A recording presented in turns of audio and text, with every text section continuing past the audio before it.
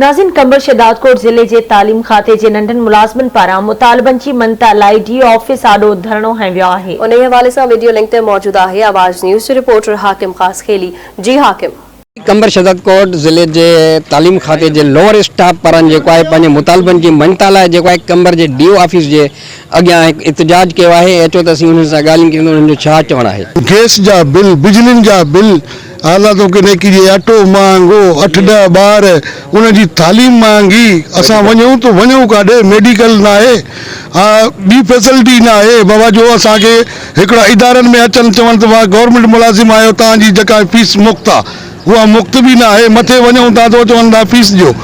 मेहरबानी करे असां गवर्नमेंट के अपील था कयूं तो असांजी पगार भी वधायो, असांखे अहिड़ा सनकोटा आहे, सनकोटा भी ॾियनि असांखे। मुलाज़िम एजुकेशन जा तमाम घना परेशान तंग बुख बदहाली जो शिकार आयूँ। छा असां 28,000 में पंहिंजे बचड़नि जो मेडिकल करे सघंदासीं? छा असां 28,000 में उन्हनि जा लटा कपड़ा वठी सघंदासीं? छा असांजी गमी शादी न थींदी आहे?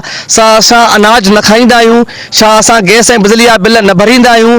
छा असांजा बच्चा खुदा जो कसम आहे असांजा बच्चा हिकिड़ो असां रोज़ किलो खीरो नथा वठी सघूं? असां मुराद अली शाह साहब खां, असां तालीम जे वज़ीर खां ऐं सेक्रेटरी सिंध खां असां मुतालबो कयूं था, बेराए महिरबानी असां ते रहम कयो, असांजे बचड़नि ते रहम कयो। असांजा जायज़ मुतालबा टाइम स्केल, यूटिलिटी अलाउंस ऐं अपग्रेडेशन ऐं 2007 जे असांजे मुलाज़िमनि जी पोइ सर्विस काउंट कई वञे ऐं असांखे जेके अलाउंस असांखे ॾिना वञनि, जीअं सिंध सेक्रेटरीट वारनि खे मिलनि था, असांखे बि पंहिंजा हक़ न वञनि। असांखे महांगाई मारे छॾियो आहे। हिन महिल 28,000 में असांखे छा मिले थो?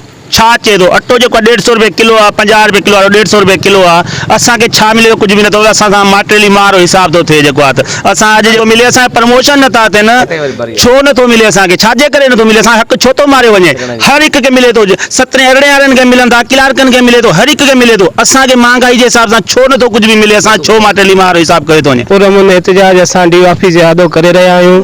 इन में असांजा जायज़ मुतालबा आहिनि त असांखे जेको आहे सो टाइम स्केल ॾिनो वञे ऐं वर्दी अलाउंस जेको असांखे नथो मिले, पे स्लिप में असांखे उहो ॾिनो वञे ऐं प्रमोशन असांजा जेके काफ़ी टाइम खां न थिया आहिनि ऐं पैरासिस उनजो कोई बि न हलाए थो वञे। हालांकि हर दफ़े क्लार्क पंहिंजा प्रमोशन करायूं, उहो पंहिंजो फ़ाइदो वठूं था वञनि। असांजो कोई इन में असां जायज़ मुतालबनि जी मन्नत नथी कई वञे। जीअं इन एहतजाज कंदड़नि जो ॻाल्हियूं ॿुधियूं, हिननि जो हिकु ई मुतालबो आहे त असांजे अहिड़े महांगाई जे दौर में जेको आहे त असांजा जेके टाइम जेके आहिनि उहे तमामु घटि आहिनि, उन सां असांजो को बि गुज़र सफ़र नथो कयो वञे।